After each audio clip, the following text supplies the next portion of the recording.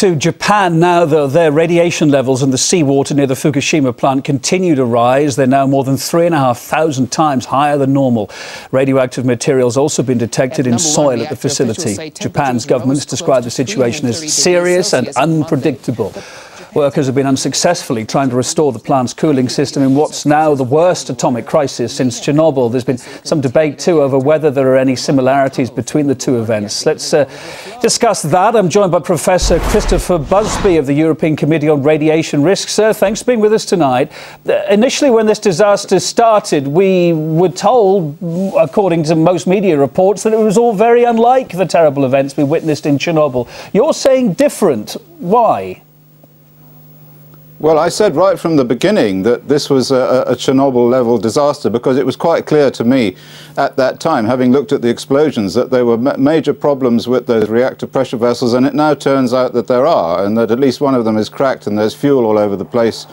The similarities with Chernobyl are quite real, and in fact, in a way, this is a much worse accident than Chernobyl, and the reason is that there are a lot of people living nearby. The population of the 100-kilometer zone is about 3 million, and out to 200 kilometers there's another 7 million people, and the contamination out to those distances, according to the IAEA, is about 1 megabecquerel per square meter. Now that's an awful lot of radiation. That's 1 million disintegrations per second per square meter of land, which is about twice as high as the Chernobyl exclusion zone. So there are going to be an awful lot of deaths, an awful lot of cancers. Professor, can you just clarify for me, the reason that most people, most of the officials said in the first place it wasn't like Chernobyl is because, unlike Chernobyl, there was containment over the reactors here in all of these. We think they're still intact, most of them anyway, and at those reactors. So that's why people were saying it's nowhere near as bad as Chernobyl. There was no huge, large-scale explosion. You're saying this is different. I just want to clarify it.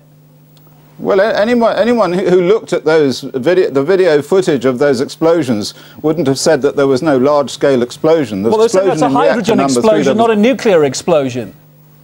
Well, it was a hydrogen explosion in Chernobyl as well, actually, so it was the same thing, although there have been some questions about whether it was a hydrogen explosion then. But the other point that you've missed, or that people missed, is that there were a huge number of spent fuel rods sitting right on top of the reactor. So when it exploded, and everybody saw it exploding, all of those fuel rods went up in the air. And anyway, as we now know, it has melted down. So I don't think it suddenly melted down yesterday. Is this I think that thing was split right from the beginning. Is this a worst case scenario then, as you see it, or could it get worse than this? And what about the poor people that have to clean this up? They were called liquidators in Chernobyl. Even to this day, 25 years on, we're seeing Japanese human beings risking their lives. Do you think anything could have been learned? I don't think anything could be done. The problem is that under those very high radiation fields, robots don't work, and they certainly found that at Chernobyl.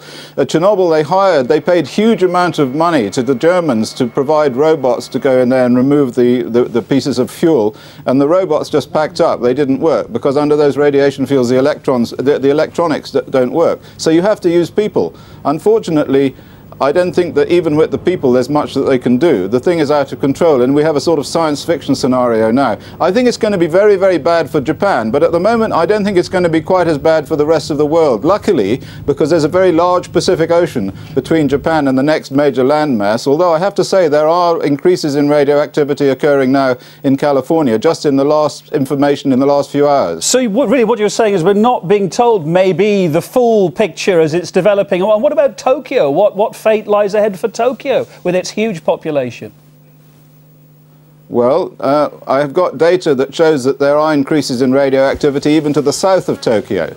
So given the large population of Tokyo and the population in the next section close to the site, there have been exposures to radionuclides. The main problem, of course, is not the radionuclides that show up on the gamma radiation monitoring systems, but the alpha-emitting radionuclides like plutonium and uranium, because these are invisible. They're not being detected. And I have to say that we're not being told everything.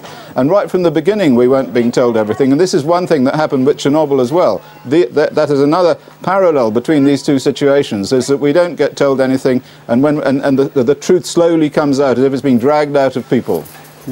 How much of a blow has this been for the nuclear industry, or is it just too difficult to say at this time? Well, I would hope that it would mean that the nuclear industry was finished. I mean, we can't. This is certainly going to in my opinion, it's going to finish the north of Japan off. I don't see what they can do about it. They're going to have a very large exclusion zone. The cost is going to be absolutely phenomenal.